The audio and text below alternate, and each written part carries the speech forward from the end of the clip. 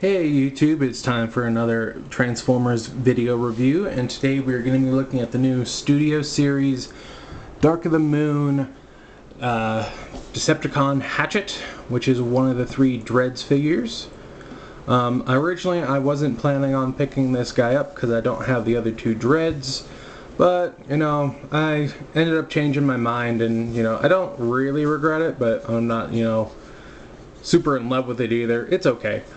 So here we got his face render. There we got the alt mode, more of that render, product shots, legal jargon, and our logo on top.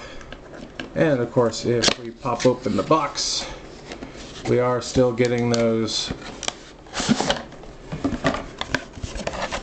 display stands, so you can put him up like so. So there's that.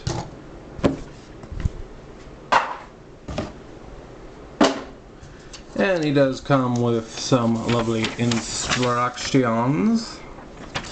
So there is that. One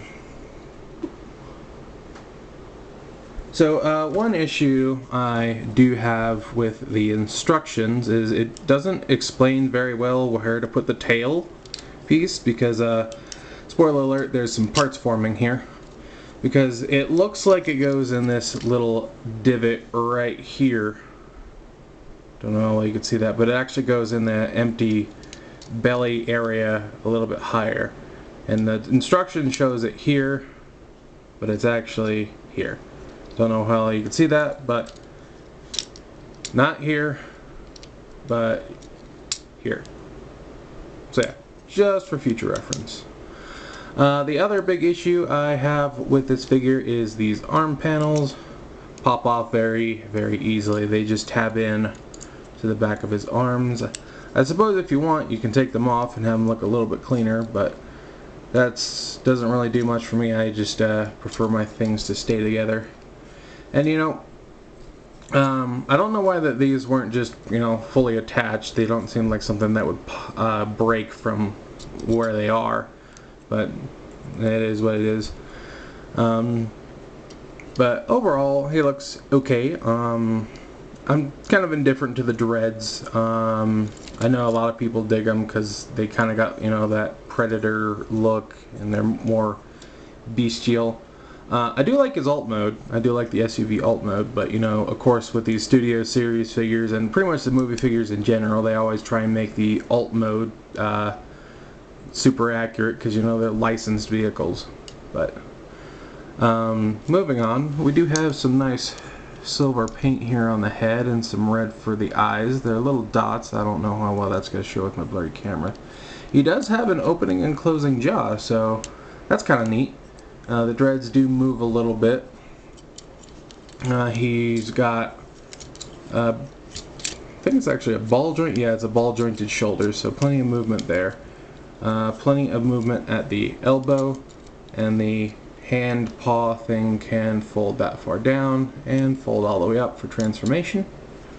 No waist movement. The hips are on ball joints as well, and then you have another ball joint here, and then a hinge here. So, and he's actually packed like standing upwards,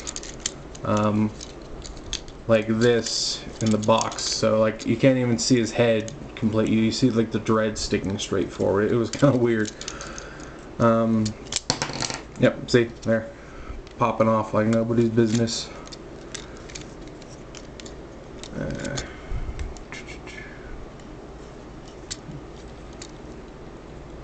There's that. I'm just gonna scrunch up those legs a bit again. I kind of wish there was a little bit of twist here at this joint, because his feet are slanted, but it's kind of hard to get them to lay flush because they don't move as much. So could be better. Yeah, I feel like all the movie Studio Series figures have at least one problem with them. Like Optimus was incredibly inaccurate. A lot of them have like really bad clearance issues. A lot of them seem to have like one piece that doesn't like to stay in place. There's always something. I don't know, maybe it's because of the, fact that they're, very abstract, more alien designs trying to fit into real-world vehicles, but it is what it is. They're not terrible most of the time. It's just like there's always that one little thing. Just one thing that keeps it from being really, really great. But, that's enough of that. I don't really, like I said, I don't have the other dreads for a size comparison, but I do have Studio Series Sideswipe, just to give you a general idea of how he scales for the Mexican standoff. Fortunately, I don't have Studio Series Ironhide to include. But that's about it for the robot mode. So let's move on to transformation. We're going to come back here and just sort of lift this up. Tail fell off anyway, so we'll just get that out of the way. Just sort of lift this piece up, and we're going to extend those legs like so. And then we're going to straighten them out like this. Then we're going to come back here, and we want to maneuver this up enough that we can get this whole panel out like so, and then snap that into place, and then rotate this out like so. Then we're going to bring these arms straight forward like so and rotate them like this, fold the hands in, and then fold these window panels up. Now, this isn't the most secure hold, but what you do with the tail, as you can see, there are two little tabs there, and they actually peg into these slots on his dreads, like so. And until you sort of finish up the transformation, they're not gonna hold as well as they should, but yeah.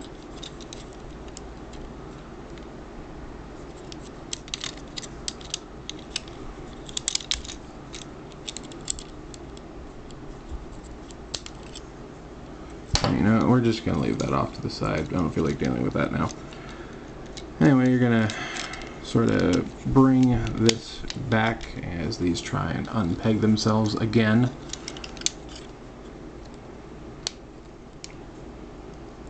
And you're basically going to bring all this together back here underneath like so. Make sure that these fall off again. You want to make sure that that tab on the window goes underneath.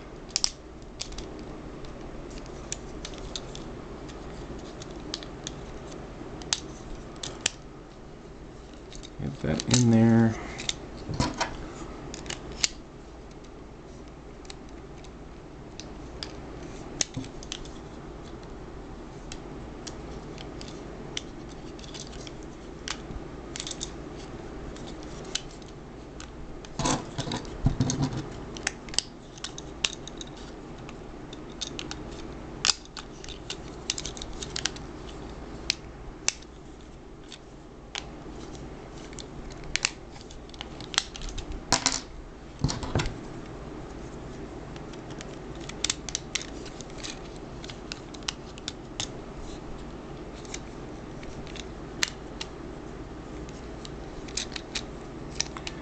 They just keep popping off, and now this one's not attached properly, so I gotta pop it off myself and put it back on the right way.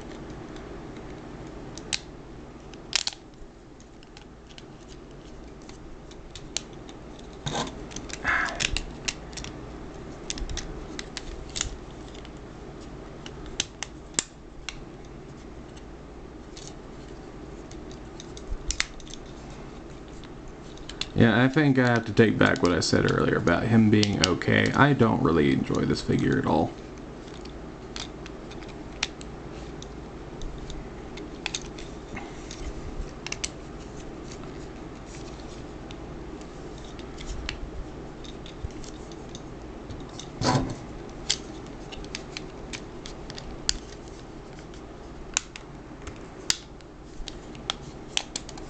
See, there, popping off again.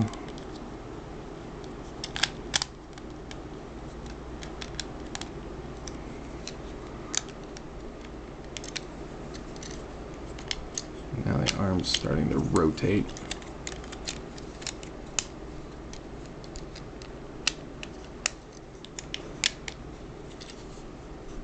Like, I really don't understand why these couldn't just be properly secured to the arm. I don't see any situation in which them, you know, bending a little bit would completely break them.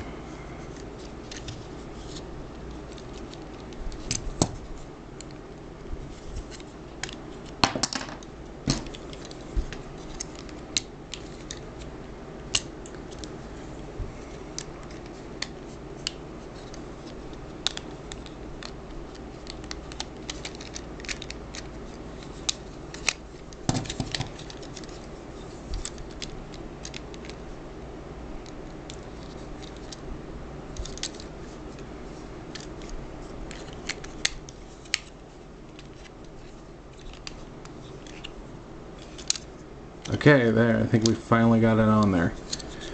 Anyway, yeah, you want to fold this piece up because that's going to be the hood. And you're going to bring the legs all the way back. You're going to rotate at the thigh. Bring it back, rotate at the thigh. Let's try and get that tail in there again.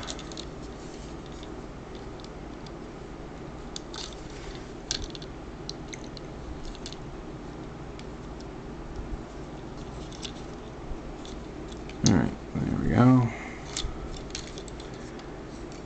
Then this little tab right here is going to snug into a little slot right in there. And then you want to fold out this door piece. Bring that forward like so. Make sure that gets tabbed in properly. And there goes that.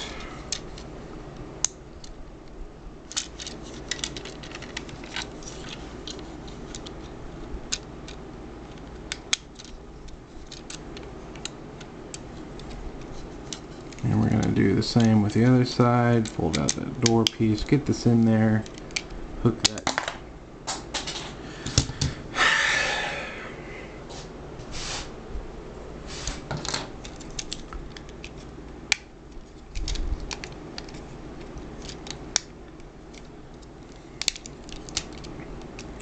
Get that tab in there, get that door piece tabbed in up here. Come back here for the 1000th time and try and tab this back onto the arm, which probably will not cooperate.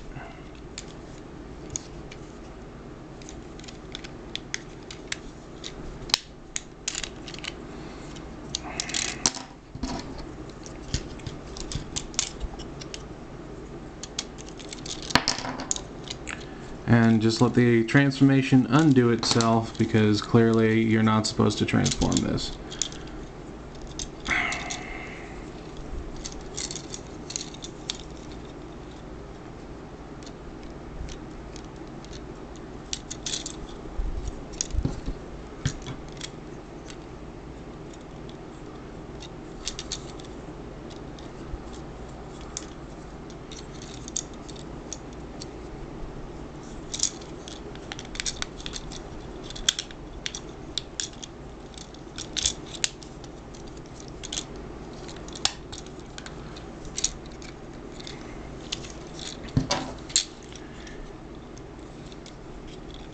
Tab that in, and